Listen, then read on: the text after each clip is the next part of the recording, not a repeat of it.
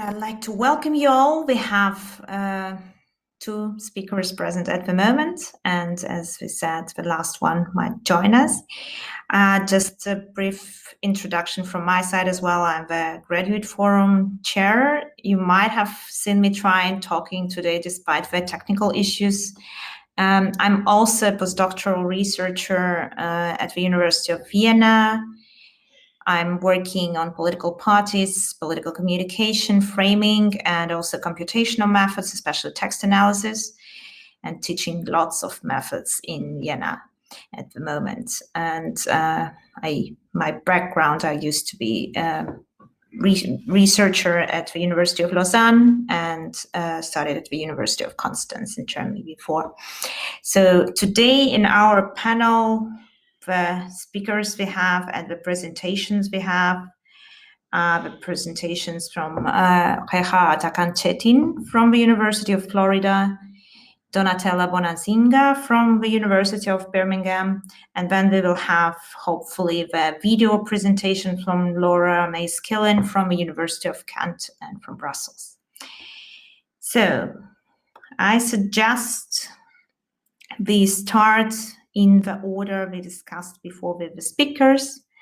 So I would like to ask the first speaker if you could share your screen if you have a presentation. As I said, we will run the presentations first, and then I will continue with the feedback, and we will open the floor for the questions. If you have questions as well coming up during the presentation, you can just post them into the chat. So I will read the questions from the chat afterwards.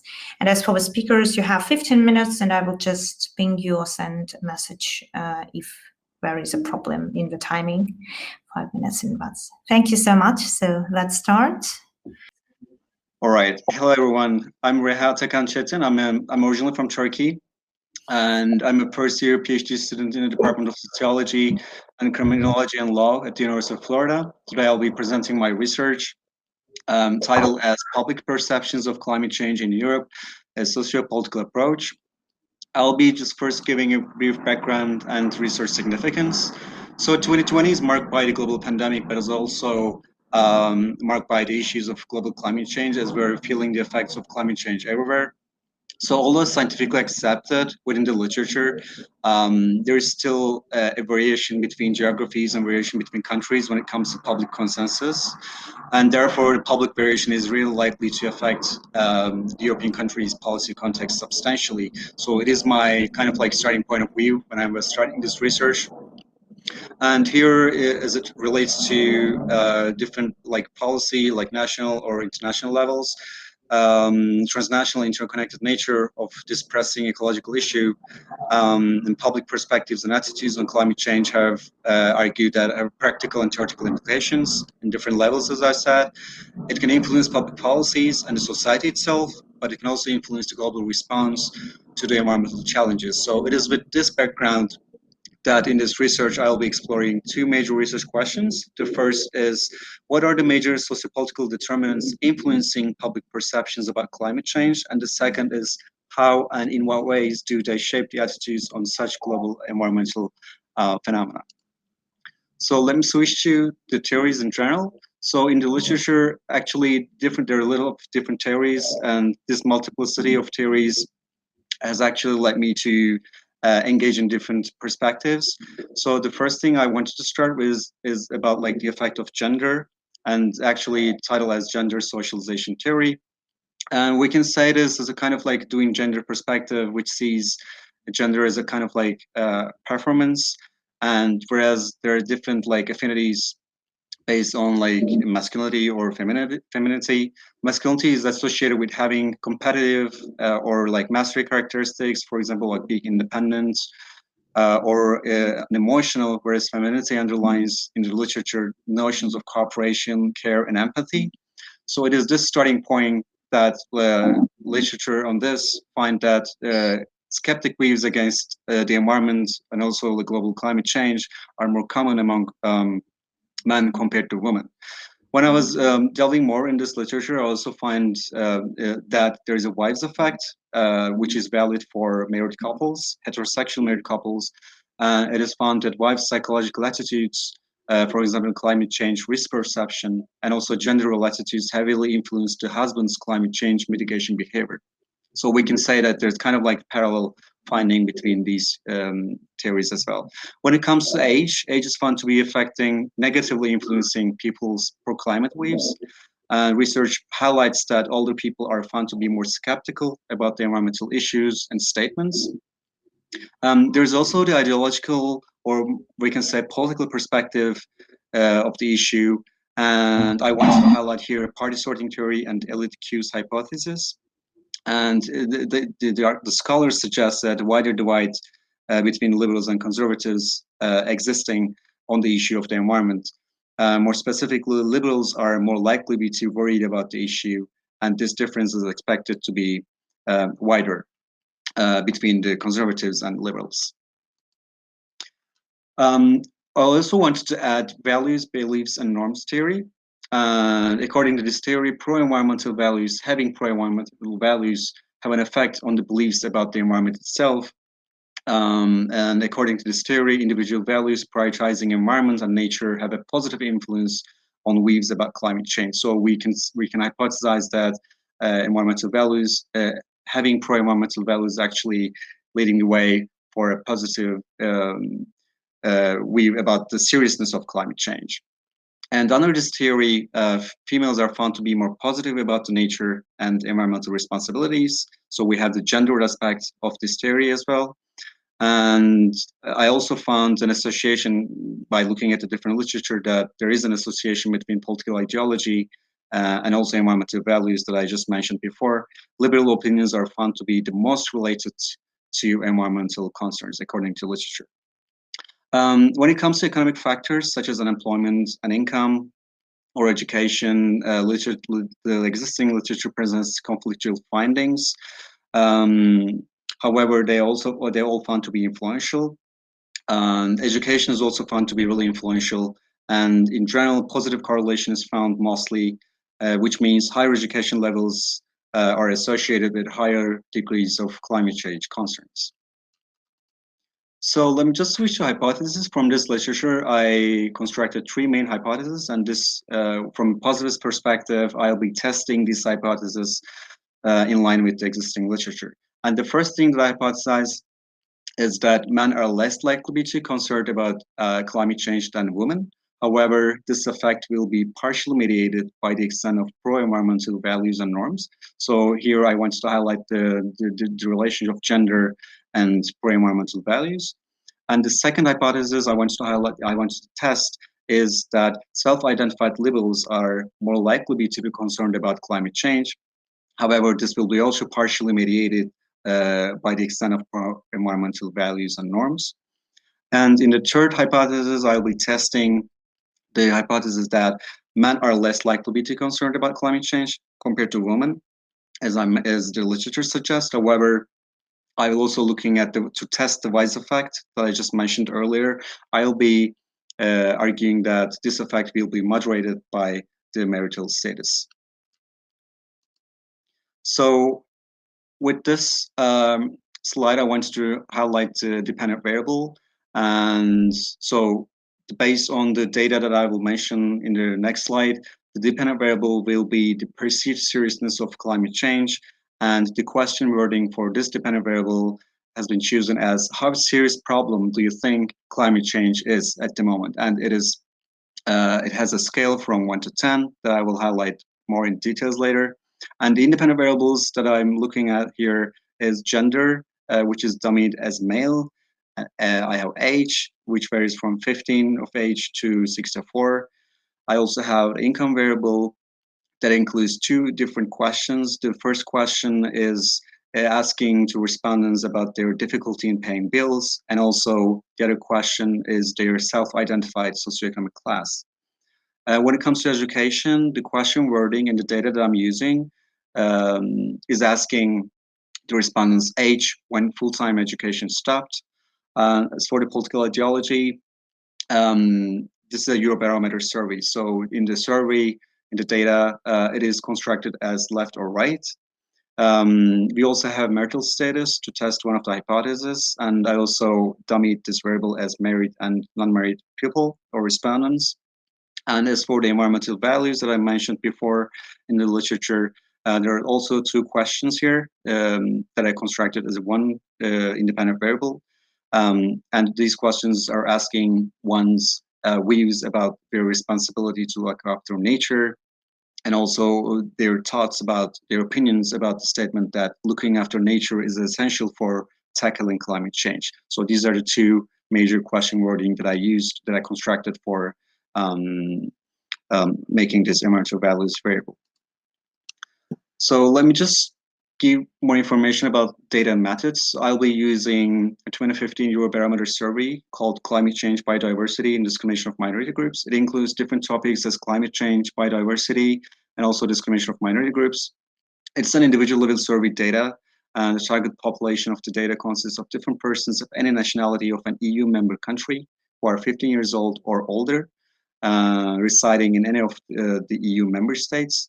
And totaling of 2018 countries in Europe, the sample size of this data is 27,718 respondents, that including a survey. And as for the methods, I'll be using ordinary least squares regression analysis utilized by using SATA software, SATA statistical software, that includes 5 different regression models that I'll be outlining briefly in the later slides. So this is my summary statistics. I'm not sure if you can see it clearly. I hope you can. So I have gender variable, I have marital status, income, age, education, political ideology, and environmental values as an ordinal variable. And as for the dependent variable, at the very bottom of the table, it is constructed as perceived seriousness of climate change. And as for the results, I want to, sorry for if it's too wordy, but I just wanted to add the table on the right side to see it simultaneously. So I constructed 5 different models for this, and I'll be testing my hypothesis based on comparing different models. As for the first model, I just want to look at the direct effect of gender on perceived seriousness of climate change. I find that males score lower as expected, as the theory suggests, males score lower on the scale of perceived seriousness of climate change, and this does not change after adding additional variables in the other models. And as for the model 2, I included, in addition to the gender variable, I included marital status, income, and age, and they all found to be strongly associated with climate change perceptions. Married respondents score higher. Higher income levels are associated with lower scores on the scale. And also higher ages, or like as people get older, or increase in age is associated with lower scores on the scale, meaning that people get older, they're less likely to be concerned about climate change. In model 3, I have included political ideology from left to right scale. And I found that ideology is also strongly associated, as the literature suggests, with climate change perceptions. An increase on the scale towards being on the right, or we can say conservatives, is associated with a decrease on the scale of the perceived seriousness of climate change. In model 4, environmental values are added, and it is found to be also strongly associated with climate change perceptions. I found that on average, an increase on the scale of the perceived importance of environmental values, as the theory suggests, towards the most important, it is associated with an increase on the scale of the perceived seriousness on climate change. And model 5, I wanted to include the interaction term to test if our third hypothesis can be supported, but it is not, because the coefficient is not significant. So the interaction term, which you can see here, the married male interaction term here is not significant, and therefore I couldn't confirm the third hypothesis.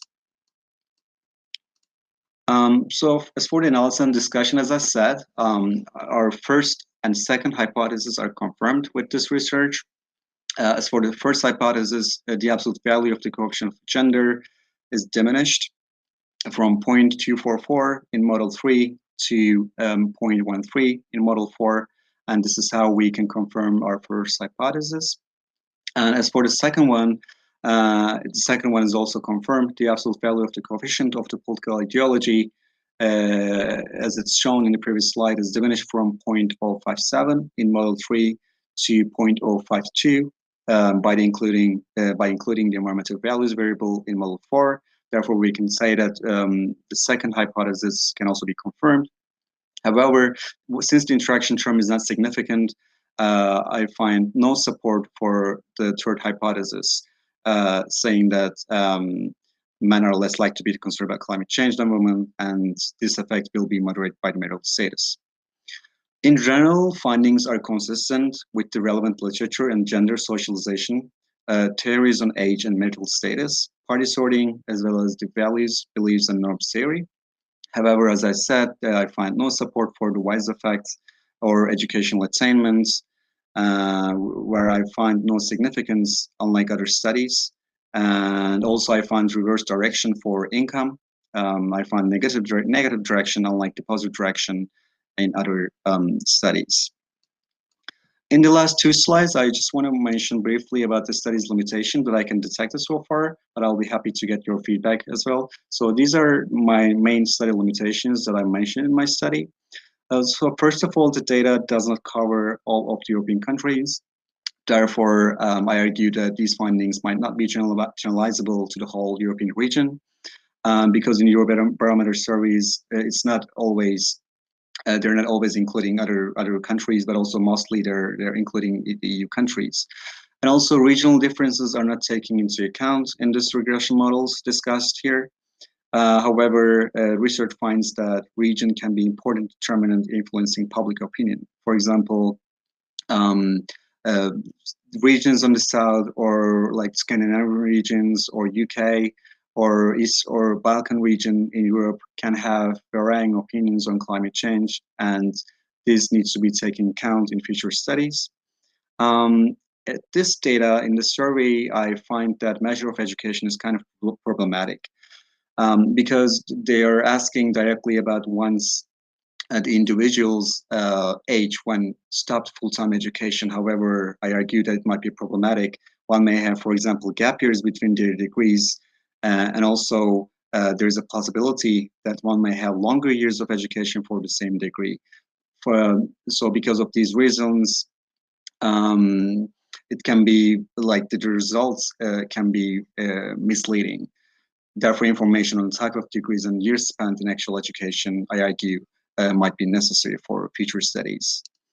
As for the directions for future research, I would argue that larger and more up-to-date data set is needed for increasing the generalizability of the research. And also studies, as I mentioned earlier, should consider the aspect of regional differences to see if there are inter-regional differences within Europe when it comes to global change and perceptions of climate change. Studies should also be critical about the measurement of variables, as I mentioned earlier, and this is especially valid for income and education.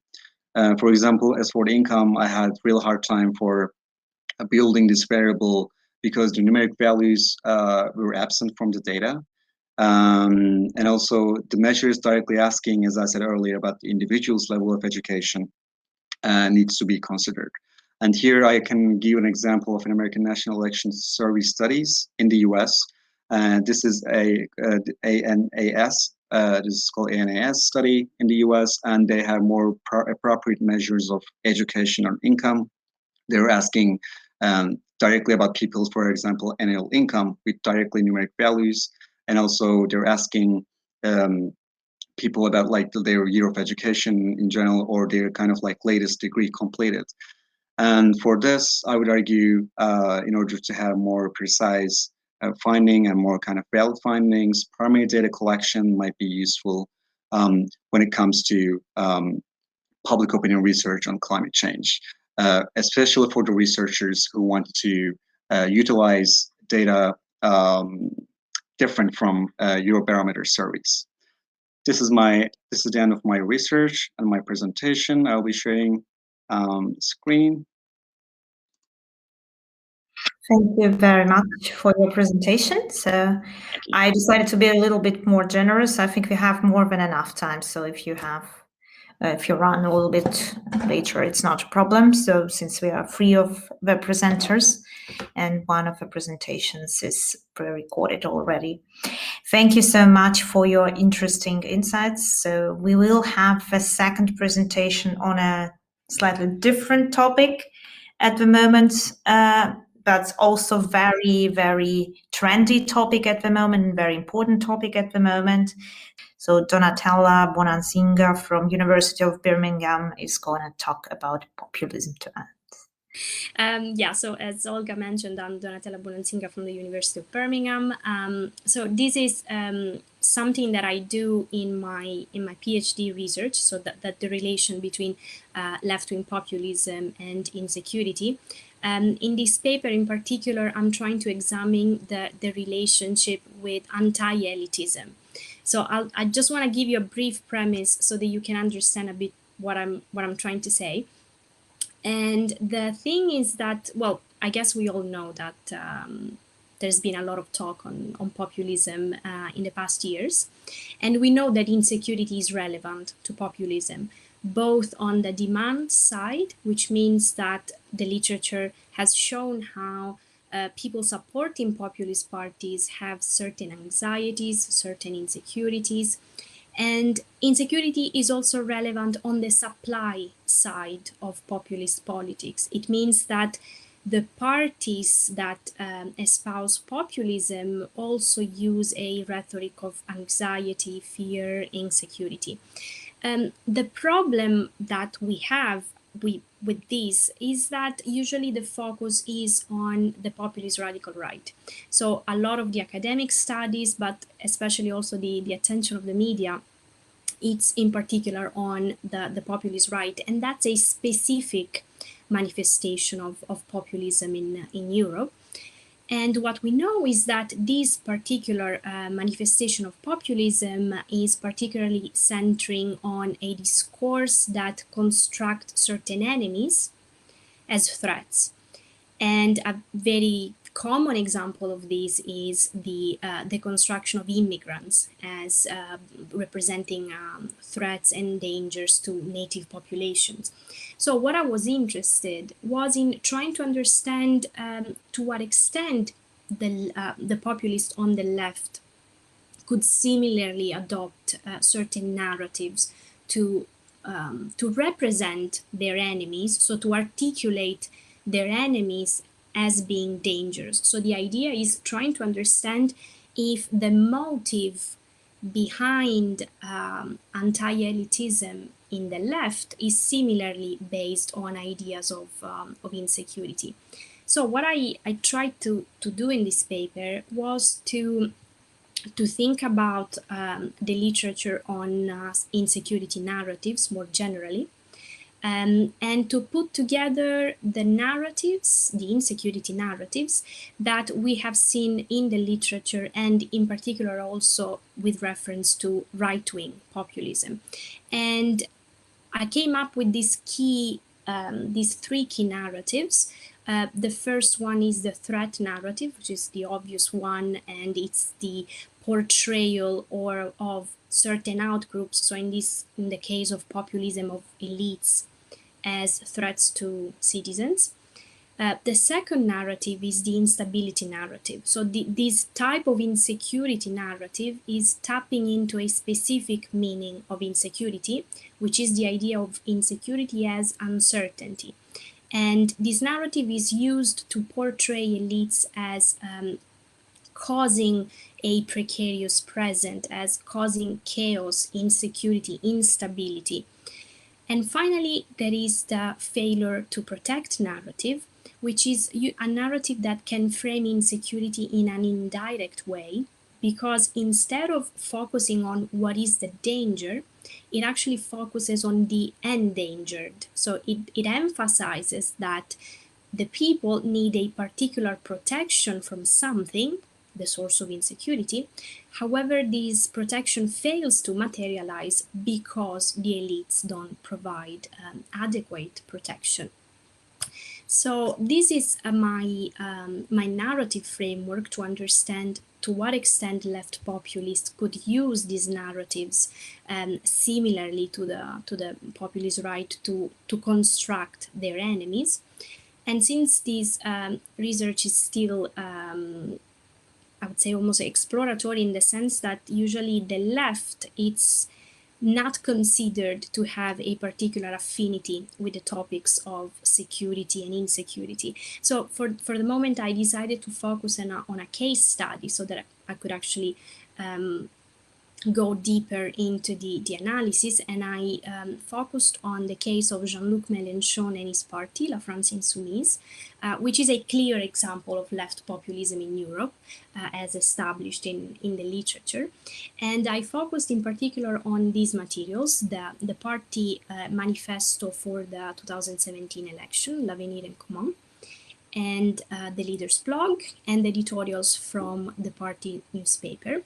And the time frame covers from 2016, which is the year the party was founded, to 2019, and that allowed me to go through some key moments, political moments, such as the presidential election, the national elections in 2017, and also the European Parliament elections in 2019. And briefly, what I did is that I translated the narrative framework into particular keywords such as danger, threat, etc. And I use these keywords on an in vivo text search query that returned to me a very large set of texts that contained these keywords. And then I manually and qualitatively analyzed all these texts to understand where the focus of these insecurity-loaded words were actually the elites. And from there, I tried to understand what was the story that was constructed behind it. So I'll show you now what I found, and I organized my findings into 3 levels, because I noticed that there were particular elites targeted at times, and these correspond, let's say, broadly to the national, the supranational, and the international level. So at the national level, pretty much all the narratives were used, and they targeted the French political establishment at large, because we had, these are just some very compact examples that show you how, for example, Macron was considered dangerous, Le Pen was represented as a threat, the mainstream left, Parti Socialiste, was deemed responsible for certain threats to citizens' health. So here it seems that we have a dynamic at play in which elites are blamed through this threat narrative. They are blamed both directly, so they directly produce threats, but also indirectly, so they produce insecurity because they are responsible for certain threats. There is also the instability narrative that was particularly salient and focused in particular on Macron, that was systematically represented as the president of disorder, of chaos, of causing instability. And already the election of 2022 was projected as an election of crisis, of a country in crisis. So again, projecting this idea of an unstable France. And finally, there was also, I found evidence also of the failure to protect narrative that focused very generally on elites as failing to protect the French people against a number of threats, from terrorism to climate change. And also this narrative focused on the media as well, which are similarly targeted by Mélenchon and La France Insoumise as causing insecurity in the country and anxiety, mostly because the way they report news can harm democracy. So in a certain sense, they fail to protect democracy. At the supranational level, the key, of course, obviously, I would say, target that I found was the EU. And again, I found evidence of these 3 narratives. For example, the elites in Brussels were associated with posing danger to the economy, to peace in Europe, even to political sovereignty.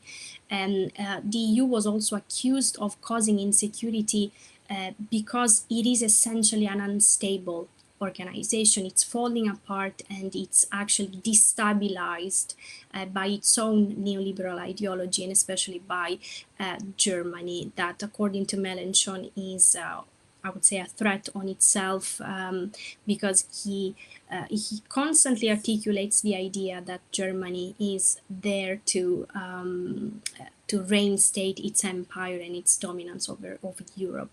And Europe is also generally connected to the failure to protect, especially when it comes to health protection. So Europe is, first of all, it is addressed almost ironically, the Europe who protects us doesn't guarantee certain protection. So it's done in a way to ironically underline that an entity that is supposed to protect actually fails to do so. And finally, at the international level, I found something slightly different, because first of all, there was no evidence of a failure to protect narrative in relation to global elites.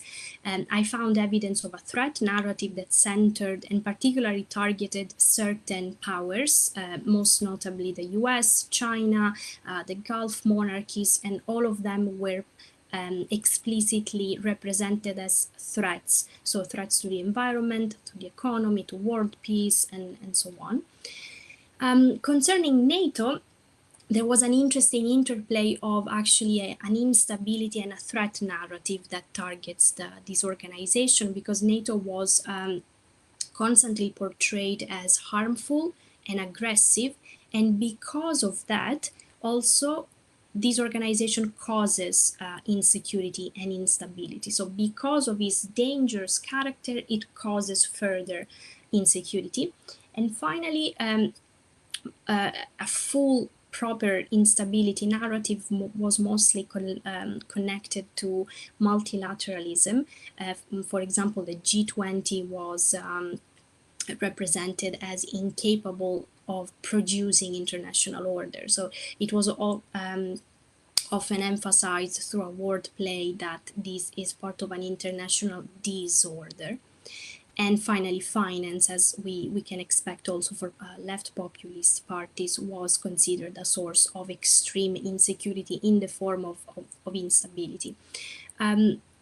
So based on these findings, there are 3 points that I'm trying to make in this paper. The first is what I was calling a securitization of security, so a wordplay to actually to underline how paradoxically in this kind of narrative, the providers of security at the national, supranational and international level are actually framed as threats. So there is an interesting reversal and counter narrative that basically tells citizens that the providers, the elites that are supposed to provide security, are actually a danger on itself.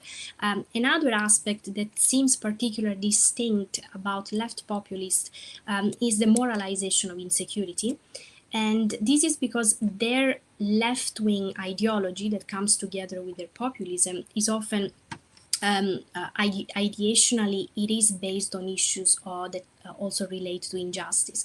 So the fact that they triangulate insecurity, anti-elitism, and injustice results in an articulation of contemporary insecurity as simply not something complex, but something that is cause and effect. So something that is produced directly by certain bad people.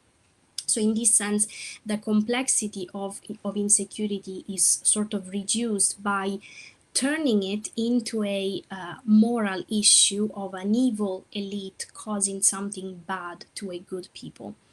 And finally, and this is something that I'm still trying to address also in my own mind, is trying to understand the similarities with the populist radical right, because indeed there are certain, for example, the attacks on neoliberalism and globalization, which have been shown to be particularly salient for Le Pen itself in France, the attacks on and the skepticism of NATO that were particularly dominant in the rhetoric of Trump, and also the idea of the EU as a vehicle that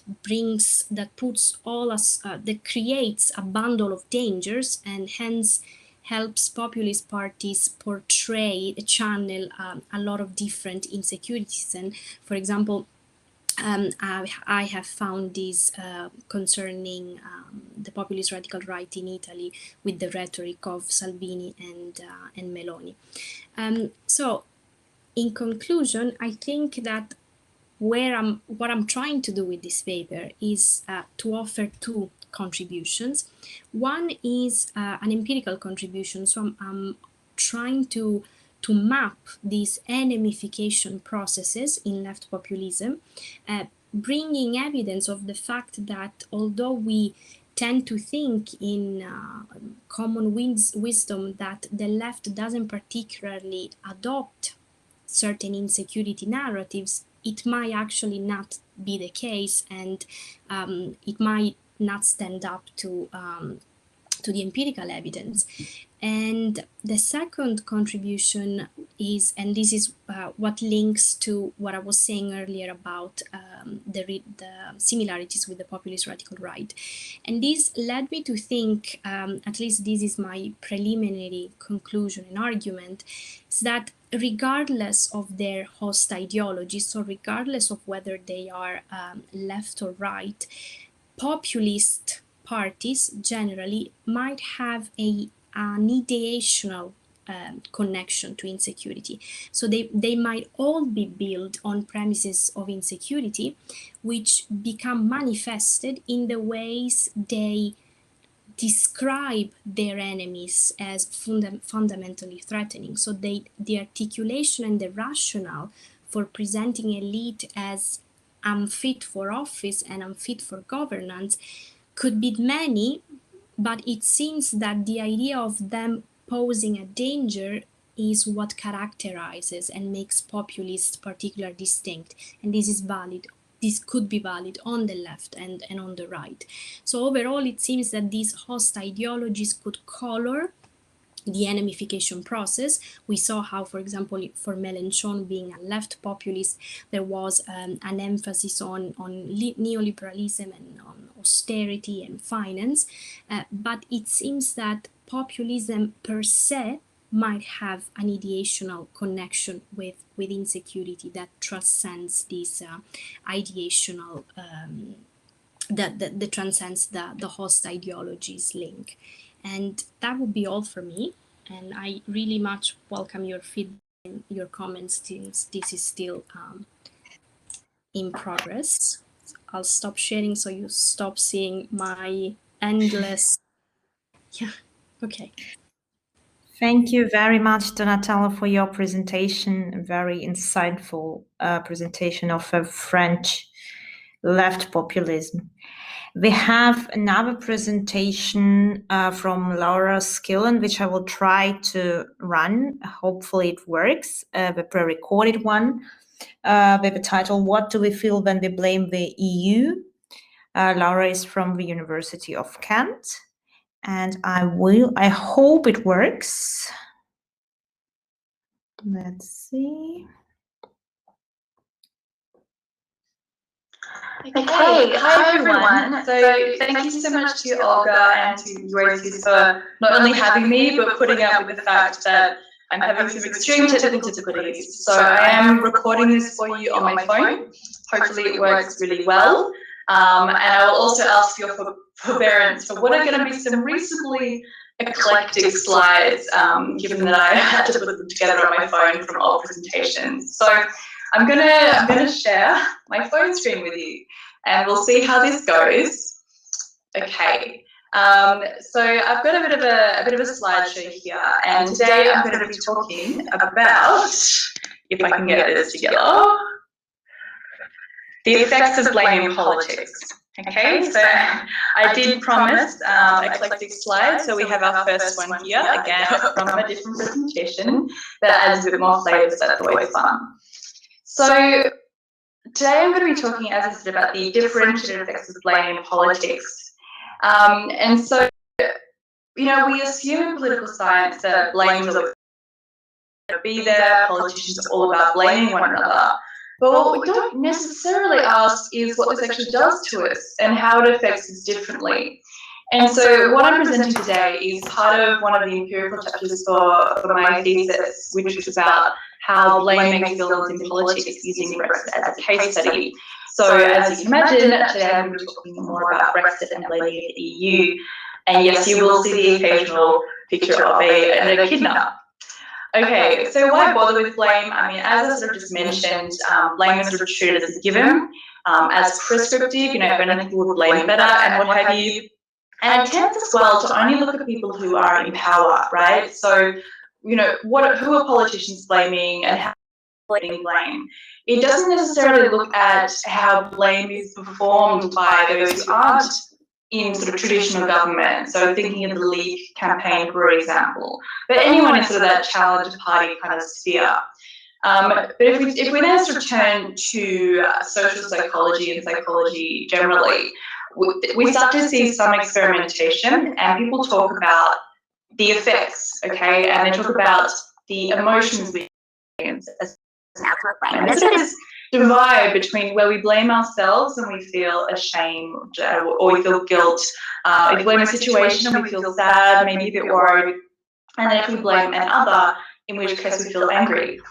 But the thing is, this only applies to what I'm going to call endogenous blame, okay? So it's blame that emerges within us as individuals. So perhaps we see somebody doing something harmful and we're like, oh, you, stop that, like, you're the worst, okay? So, and when we see that harm directly, we feel angry, okay, just as a short form. But when we're talking about this sort of blame that comes from somebody else, as in politics, this social blame, or as I'm calling it, exogenous blame, it could be a different case.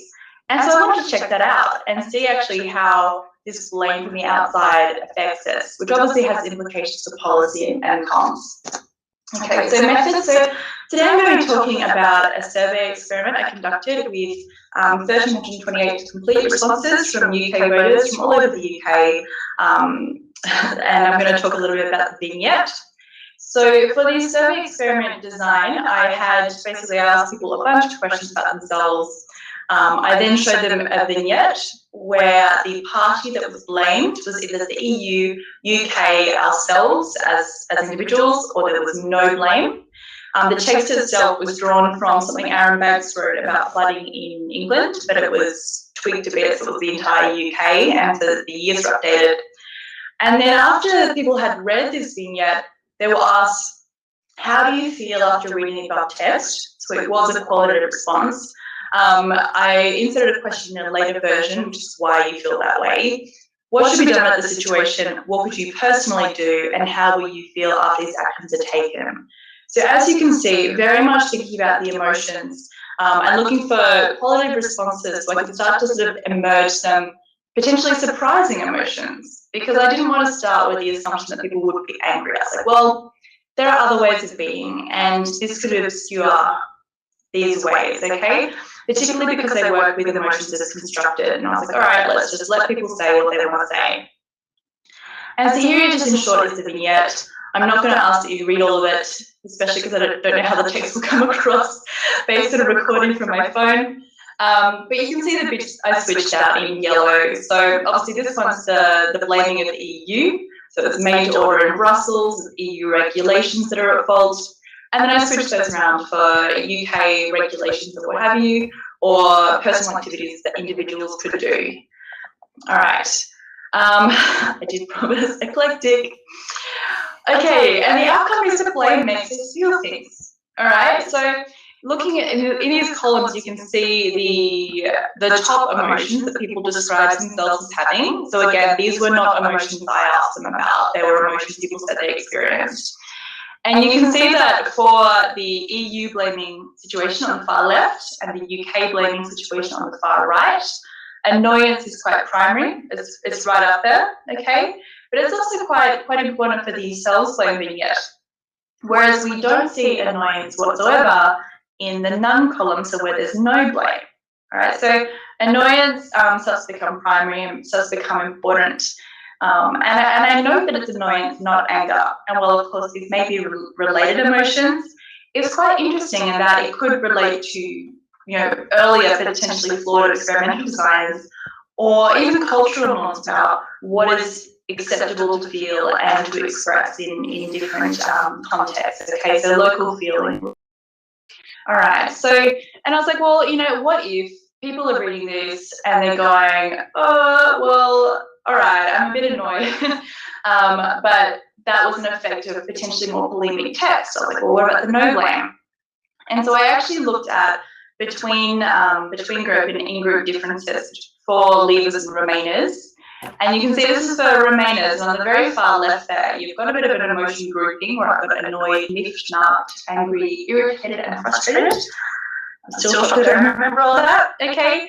And so you can see that even for the blame other situation, so blaming the EU and blaming the UK, there's a wide difference between the top button and then the third button down, okay, with blaming ourselves in between. So you can see that even where the situation is relatively similar in terms of there's other being blamed, we're seeing different emotional responses. So already that's showing that there's going to be some potential differences based on what people believe, but it also shows that this, if this graph was different, so that the values were very, very similar for blaming the UK and blaming the EU, that would potentially indicate that it's the bulimic nature of the text, okay, as opposed to blame itself.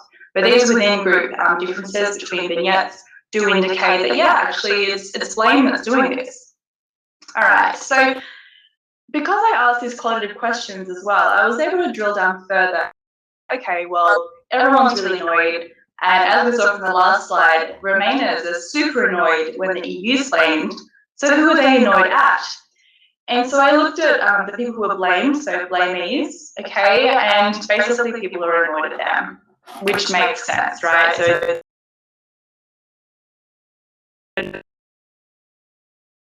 consistent. But then the other theme that came up was the victims in blame, okay, because is blaming when blaming is done because causing some harmful action, and harm is typically a victim, okay, whether explicit or otherwise. So people really talked about this sympathy for compassion for the victims, as well as this idea of happiness if their problems were solved. So there's kind of really pro-social elements going on there. With a very ugly big echidna. Okay, so as I said, so there were some differences though, in that Remainers were actually more annoyed when they read the blaming EU text than were leavers, okay? And then they sort of turned it around and said, well, actually, this is not the EU. So the leavers would read the vignette, feel annoyed, blame the EU. And Remainers like, no. This is not the EU. This is the text author. It's all their fault. So you can see some of the comments here. Annoyed at the person writing the text. It's written in an emotive way, as opposed to leaver, who's annoyed because Brussels doesn't know what people need. Okay, so you can see that this voting preference as a story we tell about ourselves is actually partially mediating the effects of blame. So that's helping to explain. Blame itself explains why we're annoyed. But who we are, what we believe, mediates who we're annoyed at. Okay, so very much that confirmation bias. And you can see this again here. Okay, so we've got the different voting preferences. So you can see in the very left-hand side that when the EU is blamed, Remainers are way more annoyed. But again, they're annoyed at the text author. And so I was like, well, is this just because Remainers are more critical readers? And the answer is no.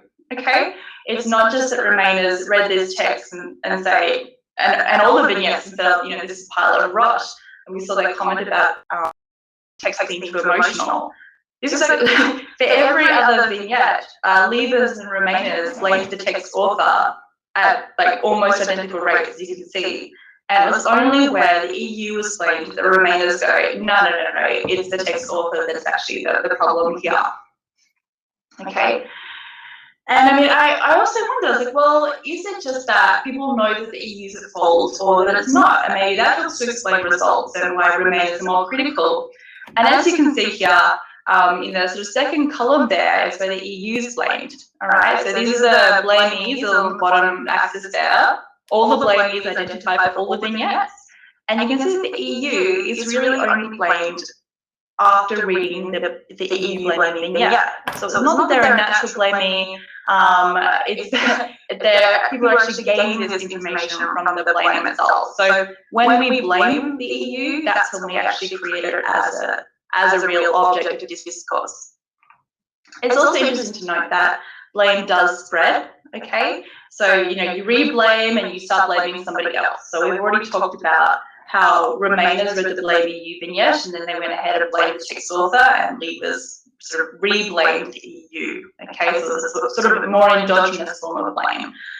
And that was actually, it was more evident for the EU blaming vignette, okay? Because there's an element of counter-blaming in there as well. And this is interesting because it means that when we say blame, that's exogenous to somebody else. And then they can hear it and re-blame, and that's exogenous to somebody else. So blame can sort of spread in this viral way, as well as the emotions that go with it. Okay, so that annoyance or what have you. And so the overall outcome of this then is that blame mainly engenders annoyance as opposed to anger, although there were some other effects, which I'm not able to dwell on in what the scope of this paper is going to be. Although compassion will prove to be quite interesting. Another one that's popped up was a bit of disgust, which again had not appeared in previous research about blame and the effects of blame, but it seems to be mainly reserved for the other side, okay, in that Leavers would feel disgusted at Remainers and vice versa. Not always, but predominantly, as opposed to annoyance, which was sort of a free-for-all for everybody. And so a last echidna, and I'm going to see if I can stop sharing on my phone. I really have no idea. Here we go. All right. So I mean, I think that overall this is really interesting in that obviously it helps to show what the effects of blame are emotionally, and this ties across to research about affective and also mobilization, because we've started hearing fear, anger, and enthusiasm, they could relate, help to predict attendance and voting behaviours and what have you. And so the fact that one simple instance of blame can really generate these effects already of annoyance to become entrenched over time is a sign that it's going to be pretty effective. So, but I think it's also worth bearing in mind that there is that mediation effect in terms of where we already believe something, we already know something, we already have some certain preferences. They're going to mediate who we actually re-blame or who we're actually annoyed at, which in turn points to the need for sort of informational inoculation or what have you beforehand. All right. Thank you so much, everyone, for your time and for your patience in that I've been doing this in a very strange way, and all the best for the rest of the conference. So, thanks to Laura as well for this very interesting and exciting presentation. I think in a very interesting format for all of us, but we know the times are difficult and challenging. So I hope it was clear and you could see it well, and sorry for a brief interruption as well in the middle. So now we had all our presentations, and I would like to give my feedback to the two speakers who are present. Laura will receive my feedback via mail, but if there are any questions or concerns about her paper, first of all, you could post them also in the chat box as for all the other speakers. You could also use the networking tab and connect to people through the Balloon software, so you can also send the messages directly to Laura if something is clear or if you have some comments for her. So please do use these networking functions if you have any questions. So I will start my discussion with the first paper, the paper by Reha. I find it very interesting and actually very timely, though I would, if I were you, I would not talk about 2020 in the introduction, and you also mentioned it that your data is a little bit earlier, but I think you have enough grounds to introduce the relevance of this topic, because 2015 is still the time, if you stick with the data, it's still the time when the climate change was an important issue, and it's also the time when we have the first raising up, like all the grassroots movements on environment, all the protests and Fridays for the Future, like the first protests are already where. And actually, if we look at Europe, the 2010 already, like the Fukushima disaster was a turning point. So I think it's really valid to take 2015 data, but not to connect it to nowadays, but rather connect it to the changes that we had.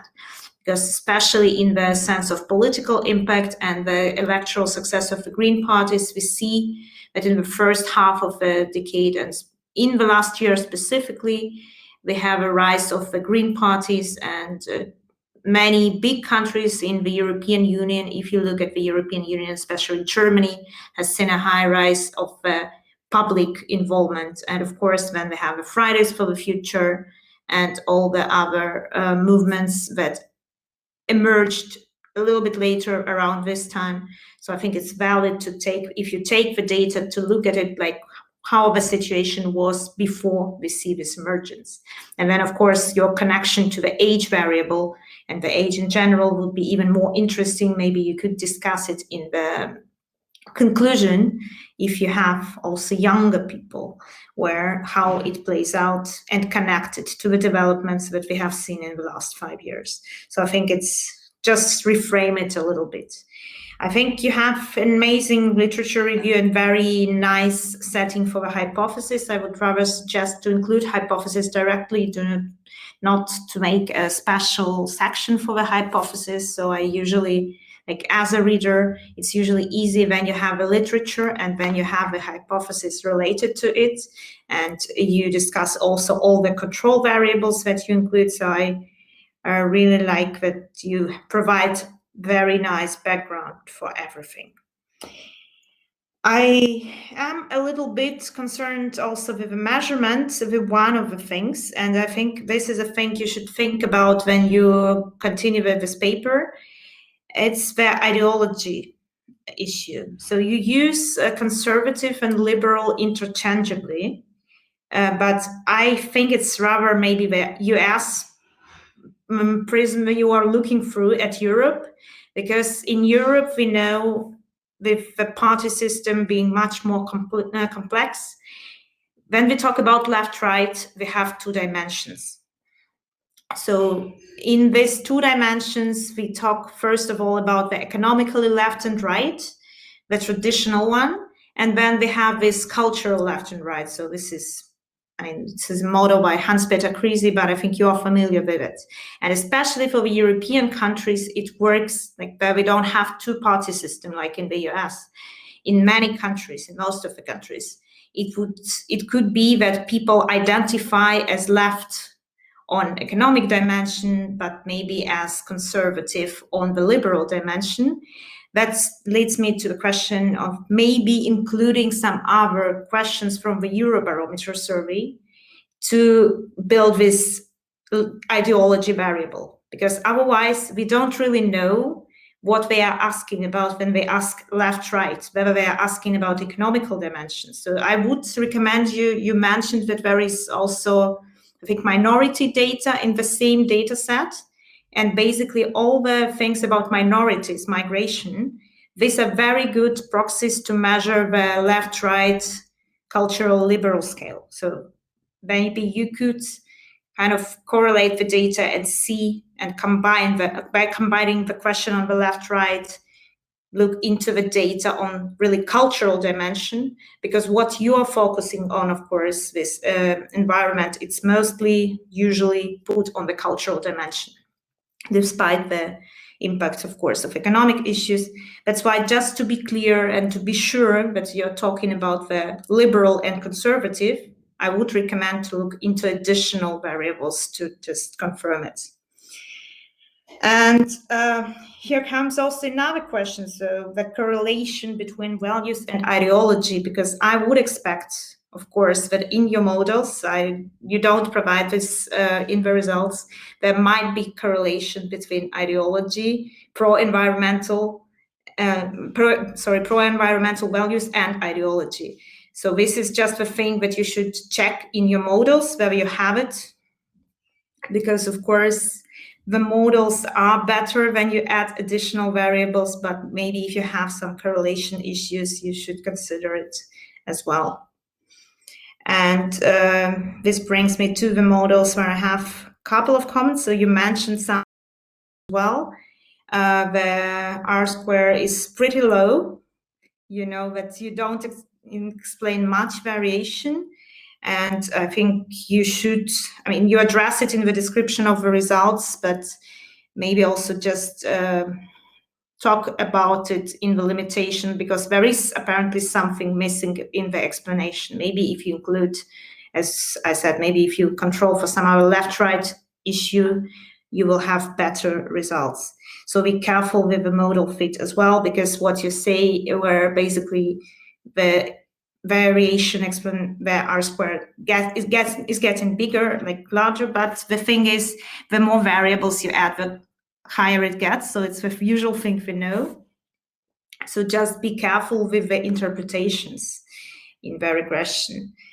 And I think the one thing that could also help you, and you mentioned it yourself, but I would encourage you to use it as well, as you speak about the regional differences. Of course, it depends on your goal, but if you are talking about the regional differences, why not to take the country variable? I guess you have it, and just to include it as well and control maybe country or region, depending on the situation, because I think that, of course, many things that people respond to in Eurobarometer also relate to political situation. So the values that I think about Germany, for example, in general, I would expect more pro-environmental values inward. And then there are some countries where these values, like I always say, environment is kind of a first country issue. So in the countries with more economic, we don't see environment so salient on the general public agenda. And then, of course, including these countries, maybe by regions, because in Europe, you could also combine the regions, including these regional differences. It would be very interesting to see it. I think in this case, it would be not, at the moment, it's a limitation, but you can turn it as to your advantage and add it, because if the data is where, you might be able to use it. And it would also allow you to connect the data and the results to the situation at that time, because as I said, in some countries, we saw a rise of the green parties. And I think some people already mentioned some research on it. So we see the rise of the green parties. And in general, also from my own research on Germany and Netherlands, I see that other parties are starting to adjust their framing and rhetorics, and they're starting to address the topics as well. So just including the regional scope would allow you to link it to the contextual characteristics of the countries, and it might provide additional explanation to what you find, because I find it's very interesting with the gender and surprising findings on marital status, but maybe you will also see the differences depending on the country, because I guess just culturally there are different cultures in Europe, and wife's influence can be different. So it might provide some interesting insights. And what you mentioned as well about the limitations of the data, of course, we work with what we have. If you are interested in looking into specific countries, it might be like the next project, then I would recommend you to look into election studies, because in many European countries, we have strong election studies. So in Austria, we have it for sure. And there are questions that you are interested in, they are asked. So you could go into the case studies afterwards.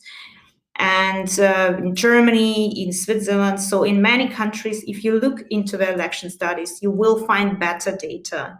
Also on education, because I completely agree with you, education, the way it's measured, it doesn't really provide much information.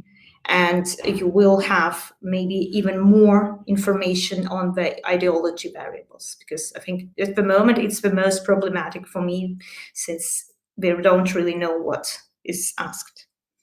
So that's all from my side for your paper.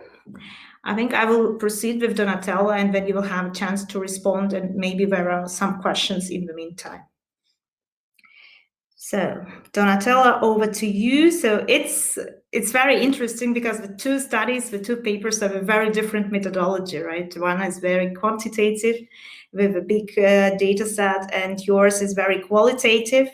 And I think it was nice to hear your presentation as well, because some things became more clear to me. So it's an explorative study as far as I see. And of course, it's very descriptive at the moment. So I hope in the next stages you will be able to proceed with some kind of evaluation. I think it's very interesting to see as well with these narratives, as you call them, how salient they are, because at the moment we see that snippets of different phrases. If you move further, I think you could also establish the discussion on, you can proceed with the discussion on the salience of specific narratives. And just a side note, as a framing researcher, if I were you, I would decide on what wording to use when because you're using framing and narratives interchangeably, and all the free threats, instability, failure to protect narratives can be marked as frames, actually. I mean, you can use word frames, but you just need to decide for yourself what term do you use, because there are many people in the research. I mean, it's two different schools, and framing researchers would be very concerned with the appearance of frame connected to narrative, if this word. But it's just a personal decision. I think if you switch, if you look more into framing research, you could also connect much better to the ideas that you provide, like the impact of these narratives and the effects in the as consequences. It might help you also in the conclusion for the general role of it. I find it very interesting that left populism is very similar to the right, and I think it's very important to discuss this topic now, because there is a lot of right populism research. So many names you mentioned are also very much familiar to me. So I think it's very good topic to start with, and I find it's very interesting how you approach it. And I think you should continue with this direction. I understand that it's just the beginning of a PhD. And the very specific issues for this paper, still as a case study, what I find very interesting is the choice of the sources for the analysis. I think you should elaborate a little bit more in the next stage on it. It's rather unconventional communication sources, because when we analyze political parties, we usually look at manifestos, party press releases, we look at the communication of the party. So in your case, as far as I understand, and please correct me if I'm wrong, all the communication you're analyzing is basically party leader personalized communication. So the editorials are from the party leader, as far as I understand. And of course, the blog and the party program for presidential elections are kind of party leader communication as well. So here, of course, an additional dimension come in, because it's not the party, but personal leaders' communication, and you might profit maybe from the literature personalization in political communication as well. If you continue with the leadership communication, if you go into the general topic of left-wing populist communication, I don't think you need it. Just the choice of these sources was very interesting for me. And I have a question about the keywords. How did you come up with them? Because of course we always have this problem. If we're doing automated text analysis or manual like you do, how do we come up with the search strings? Did you have any discussions, any validation for them? Of course, you're searching for them and you're kind of checking it yourself, but it's interesting to hear how did you come up with the keywords, because of course it's the main choice that you do in your research before you proceed with the analysis. I would also think about the cases when you continue whether the right-wing populist parties somehow impact the left-wing populist parties in the countries, because the French case that you have at the moment makes me think that the populist, the niche parties, the populist parties on the right might as well influence the populist parties on the left, because we see it with the mainstream parties, we know the impact of the niche parties, but what is happening with the other niche parties? As you say, this populist coloring, there might be some kind of, stealing or I would call it stealing like we do it with issues. So frame stealing with coloring from the populist parties.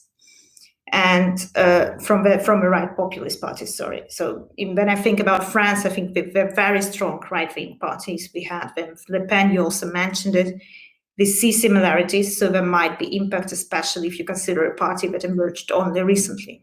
So I would think in this direction. Maybe you will find something different in the other cases, but maybe it's worth exploring as well. In depth. Of course, for this you need to compare them somehow, but I think you will find enough research on right-wing parties. And one last thing I have to mention is just I would recommend in the language to tone down the international relations, what you're pointing out in the beginning in the introduction, so highlighted the impact of anti-elitism in international relations. I would rather say in party rhetorics and party communication, in political communication, because what are you talking about is mostly parties and their communication, and not so much their relations, although there are some very interesting statements that you provide from the sources. But I would rather, like you are, as far as it seems to me, looking into party communication and political communication. So I would speak to this literature in introduction and in the conclusion. So that's all from my side. If you would like to respond, you also have time for this. And if there are any additional questions or comments, please use the chat.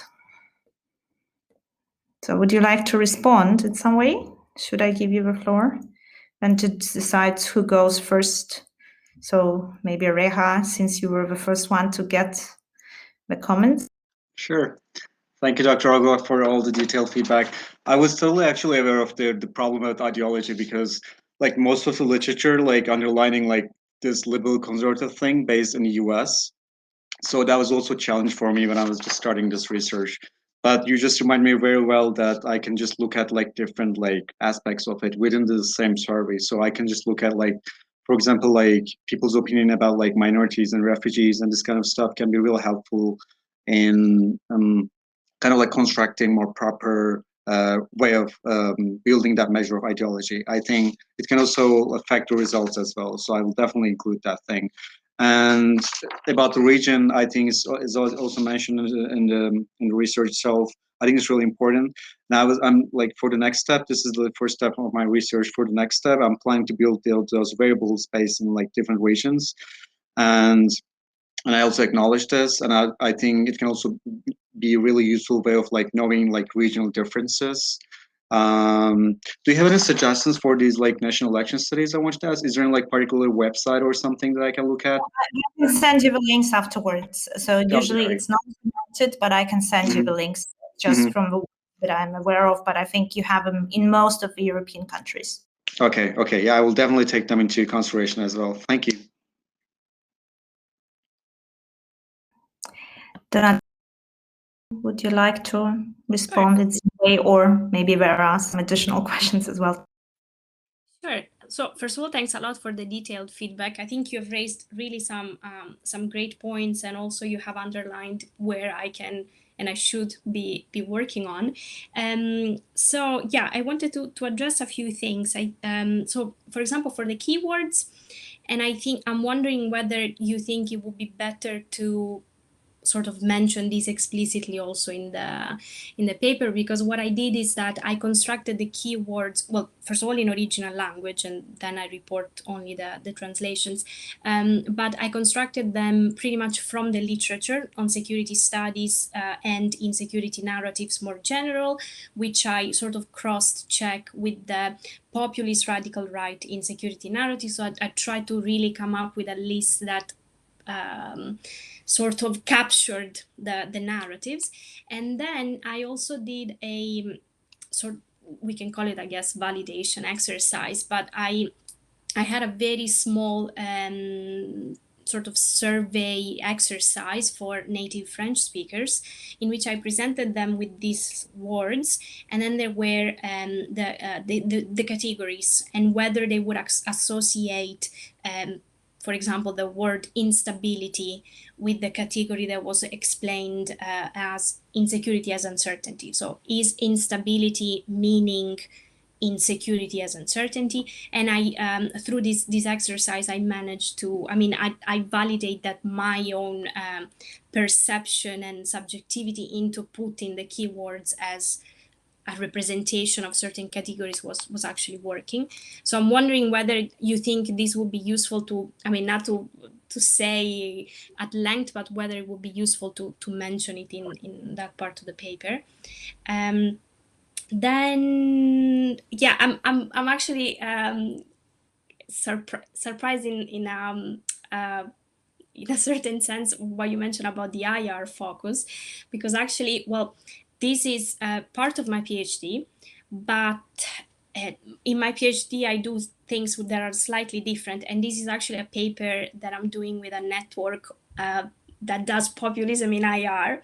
So I think it's I think you spotlight something that is probably not working and may seem like I'm trying to force it indeed, because they know that I work on security. So they ask me, can we make this into something that addresses the international level? And I think, I like your feedback, and it prompts me to think a bit differently into, how to integrate these international dimension, how to, because indeed I do work on party communication and political parties, and I think I sense that it might sound a bit forced when I try to make arguments about NATO membership and multilateralism. So this is definitely something that I need to work on if I need to keep this paper into this special issue project. And I think what I really like is your point. I think you're actually raising a great point about the stealing, the co-optation, convergence. There are different literatures that call it different way, and so maybe this is something that I definitely need to consider when I'm doing this whole to what extent they are similar. So to what extent it is really about populism, or it is more about party competition. Indeed, I think there are new studies more and more coming out on how Le Pen and Mélenchon converge, and how, for example, for the new campaign, if you have a quick look at Mélenchon's website, and for a moment you just don't focus on the candidate, you would have a really hard time understanding there is a left-wing candidate because of all the flag and French stuff, and it looks very nationalist. So I think this is a great point that I take, that I need to properly address to what extent, if I can, to understand whether we're talking about an ideational connection, or whether we're more talking about party competition and issue co-optation between one or the other. So this is definitely something that I need to take into account. And also, just one last thing, because I think maybe I'm not explaining it very well, but the editorials are actually from the people from the party. So from party high-ranking party officials. So maybe if it doesn't come out as clear, then I should be making a better job into specifying. So it is a sort of personalized communication, because the is a very personalized party, and it's a party that doesn't have a good relationship with the media, so relies heavily, I would say, on their own channels.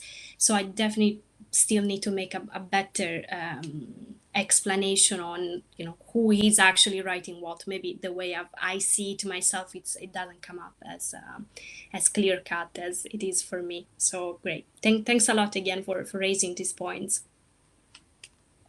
Thank you for your responses. I think, you mentioned it pretty clearly. I would elaborate on some of the points that are not so clear, and just brief response to your international relations. So if you are trying to fit it into specific special issue, I might just highlight a little bit more the international actors that you have, because I think you have very interesting results in that field, and you can just reframe the paper a little bit, because it comes a little bit forced in the end and in the beginning, but now you explained it.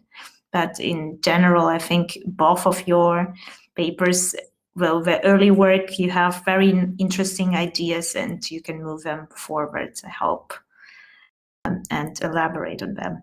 And some of the comments, of course, will maybe work rather for the next stages, for the next papers, but you are still in the beginning of the journey, so you have some time to work on the stuff. Okay, thank you very much. I don't see any questions in the chat window. There are some recommendations, though, on the paper for Reha, and let me check. Yeah, we don't have any additional questions. I will send you as well the links that I promised, and I think I have a couple of ideas for Donatella, maybe not from the populism research, but I think you know pretty well, as far as I can see from your call first as well. But what I was mentioning about framing as well, that you might include it in some way, maybe for your general PhD project, it might be useful. Thank you both very much. Thank you for your interesting presentations. Thank you to our audience who stick through all the technical issues and exciting Zoom presentation which we had. And I wish you all a great second day of the conference, great evening today, and well-deserved rest after the presentation, and good luck with your project for the future. We will see you in the future. Thank you. Thanks a lot. Thank you. Bye. Thank you. Bye. Goodbye.